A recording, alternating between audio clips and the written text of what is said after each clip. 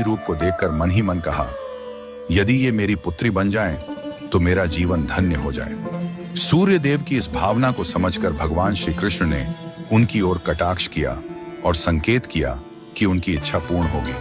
समय बीतने के बाद सूर्यदेव ब्रजभूमि में वृषभानु महाराज के रूप में अवतरित हुए। वृषभानु जी ने तपस्या की और ब्रह्मा जी से प्रार्थना की कि उन्हें ठाकुर जी की पुत्री के रूप में प्राप्ति हो। ब्रह्मा जी ने उनकी प्रार्थना को श्री हरि तक पहुंचाया। ठाकुर जी ने विचार किया कि वे नंद यशोदा और देवकी वासुदेव के यहाँ पुत्र के रूप में जन्म लेने वाले हैं, लेकिन प्रेम की स्थापना के लिए एक विशेष अवतार लेना होगा। ठाकुर जी ने अपने रूप को दर्पण में देखा और उस दर्पण में उन्हें ऐसा रूप दिखाई दिया जो स्वयं ठाकुर जी को भी मोहित कर गया। यह रूप ठाकुर जी का ही स्त्री रूप था। उन्होंने इस रूप को स्थिर किया और लक्ष्मी जी के वस्त्रों, आभूषणों और श्रृंगार सामग्री का उपयोग करके इस दिव्य स्वरूप को सजाया।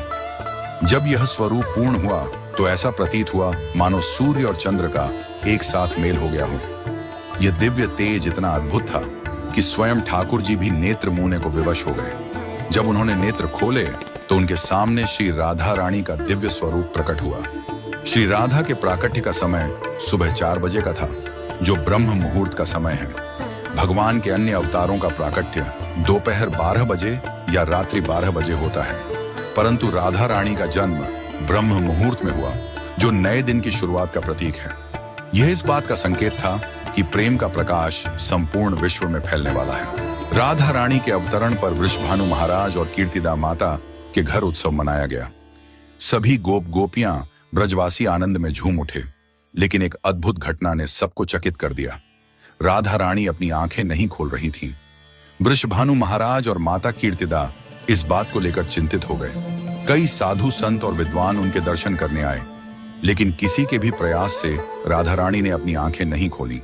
तभी देवताओं के आग्रह पर नारद मुनि वहां आए। उन्होंने राधा रानी के पास बैठकर उनकी स्तुति की। नारद मुनि ने जैसे ही स्तुति गाई, राधा रानी ने पहली बार अपनी दिव्य नेत्रों से नारद मुनि की ओर देखा। उस समय राधा रानी का स्वरूप ऐसा था मानो मृग नयनी सुंदर बालिका अपने पालने से झांक रही हो। यह दृश्य देखकर नारद जी आनंद से झूम उठे।